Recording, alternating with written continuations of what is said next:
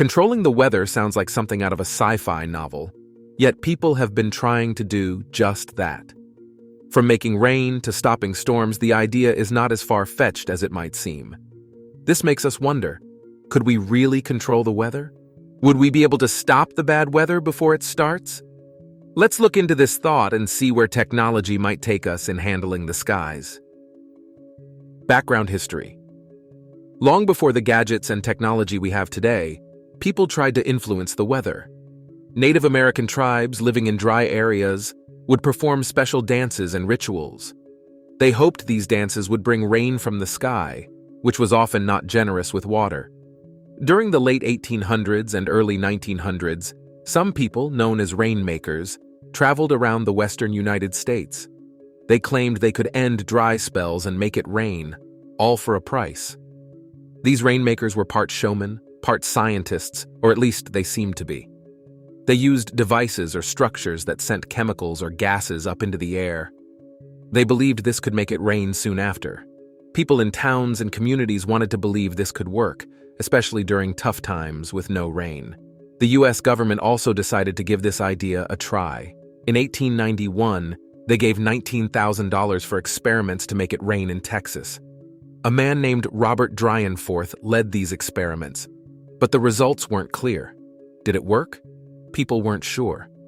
As time went on, into the new century, both politicians and everyday people started to doubt rainmakers. But is there more to it in the hidden? Should we control the weather? Talking about the weather is common, yet its effects are huge. It shapes our lives, our communities, and the whole world. Some places face long, dry periods, while others deal with too much water, leading to floods. The weather varies a lot from one place to another, but one thing is consistent worldwide. The Earth is getting warmer, as noted by the United Nations. With technology getting better and our knowledge of weather growing, scientists are finding ways to influence the weather.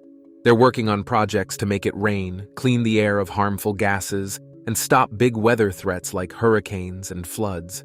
Sometimes changing the weather might just make our lives easier, but other times, it could be really important to do so. The main aim of such big projects, known as geoengineering, is to keep our planet safe. However, not all scientists agree with this approach. A report says some experts worry about messing with nature. They think even if it seems like a good idea based on what we know, there could be unexpected side effects. Humans have already changed the climate a lot, often not for the better.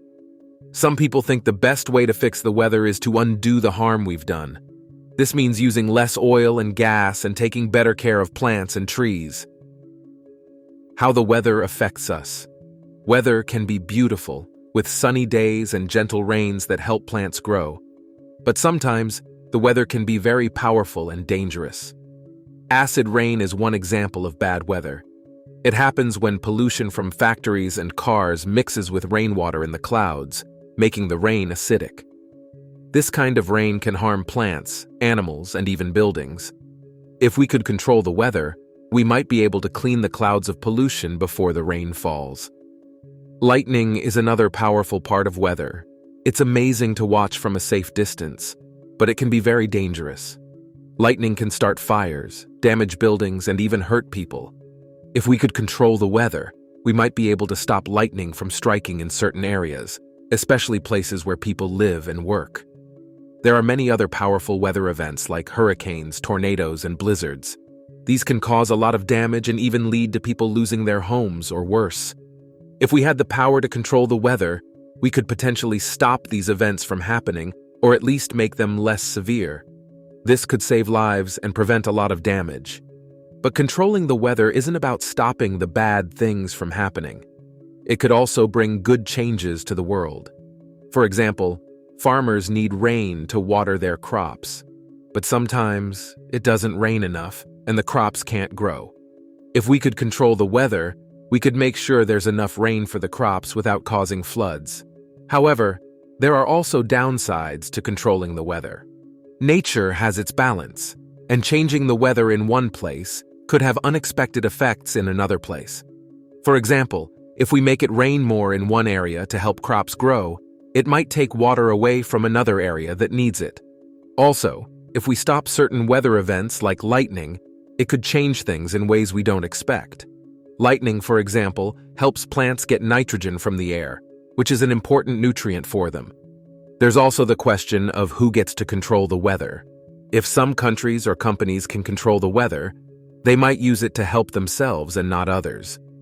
This could lead to conflicts and unfair situations. Origin of cloud seeding. Cloud seeding canisters are tools in a process called cloud seeding, which aims to make clouds produce rain. This process involves planes, drones, or rockets releasing tiny bits of silver or lead iodide into the clouds.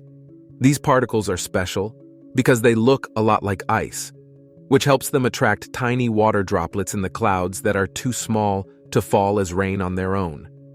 When these water droplets meet the silver iodide, they start to stick to it. This combination begins to form ice crystals.